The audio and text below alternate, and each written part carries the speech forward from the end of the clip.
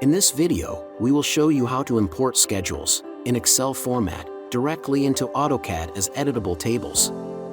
When on the ATS Spec tool, you can quickly generate and download a product specification schedule in Excel format. Simply select Schedule from the list and click Generate Documents. Your document will then be prepared. Once ready, click Download and an Excel file will be downloaded onto your computer. Simply open the Excel file and highlight the content.